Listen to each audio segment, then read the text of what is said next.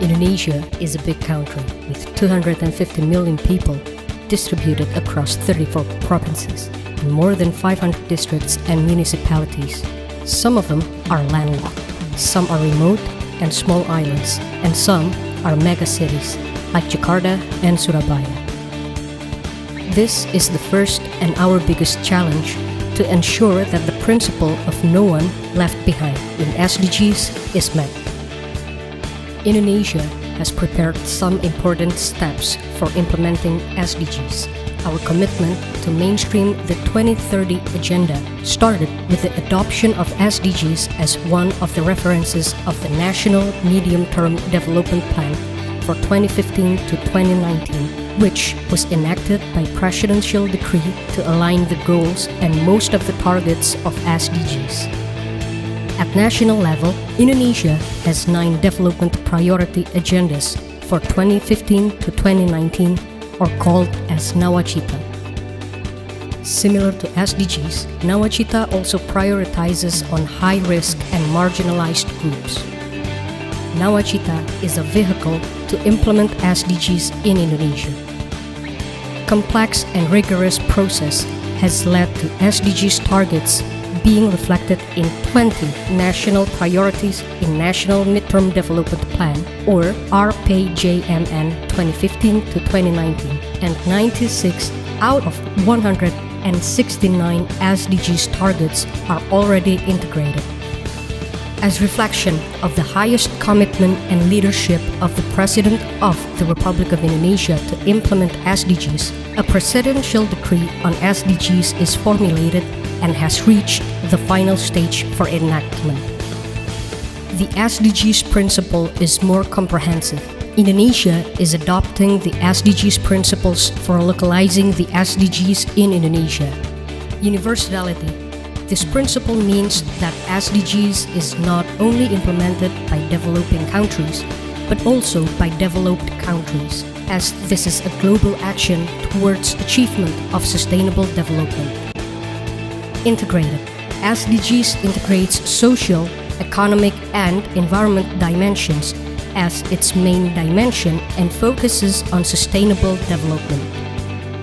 No one left behind means that SDGs benefits to all, especially vulnerable and marginalized ones, while also involving all stakeholders.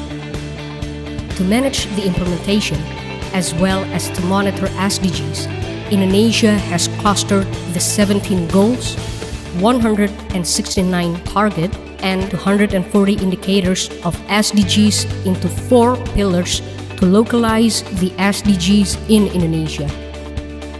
The 4 pillars revert to the 3 dimensions of sustainable development, which are social development, economic development, and environment development. Plus, 1 pillar covers Goal 16 and Goal 17 on inclusive development and means of implementation, or MOI, with specific reasoning to enhance the peace, justice, and strong institutions, as well as partnerships for all goals in Indonesia. Indonesian government is committed to be the forefront pioneer and a role model to achieve SDGs, which was declared in September 2015. We have adopted the principles in the forthcoming presidential decree on Indonesian SDGs, which regulates the inclusive participation of multi-stakeholders. 4 platforms of SDGs are established in Indonesia to adopt the SDGs principle of inclusive and no one left behind. These platforms consist of government and parliament, academia and expert, philanthropy and business, and the 4th platform is civil society organizations and media. Each platform has specific but interconnected roles. Even though we are fortunate that in the last 8 months, the 4 platforms have started to work together, we still have to work hard for meaningful participation. The government, both at national and subnational level, have roles on developing policy and regulation, formulating, planning, and allocating budget, implementing, as well as to monitoring, evaluation, and reporting. While the function of the House of Representatives are to oversight SDGs budget and implementation, and monitoring, as well as to apprehend, gather, accept, and follow up not only the constituent but also citizens' aspiration. Private sector and the civil society have started to allocate resources for SDGs achievement, and they are willing to be held accountable. The academia are establishing SDGs centers, and they will be our allies to implement SDGs.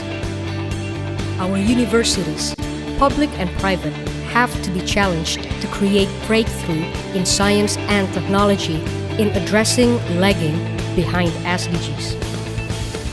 Government of Indonesia has close partnership with all stakeholders. Indonesia has initiated efforts to integrate SDGs into national and subnational development plans with available budget allocations for sustained program activities.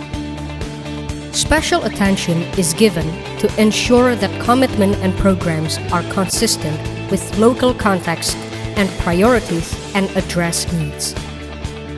Localizing SDGs is conducted with 3 emphases: mainstreaming, acceleration of SDGs attainment, and policy supports or MAPs that can be delivered in tandem.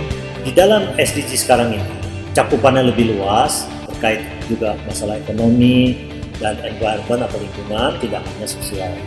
Jadi tantangan ke depan makin besar, sesuai dengan arahan Bapak Presiden. Bappenas diminta mengkoordinasikan dari program SDG ke depan dari tahun 2015 sampai tahun 2030. The Ministry of National Development Planning has been assigned as the coordinator of the national SDGs implementation, which consists of steering committee, implementation team, technical working group, and expert panel. The team will be supported by National SDGs Secretariat. Government of Indonesia will coordinate the formulation of SDGs roadmap as a planning document of strategic steps to achieve SDGs 2016 to 2030. National Action Plan as a 5-year plan document to implement activities directly and indirectly to achieve SDGs, and facilitate the formulation of sub-national action plan as a 5-year plan document. Indonesia has committed to implement SDGs with ensuring no one left behind and inclusive participation.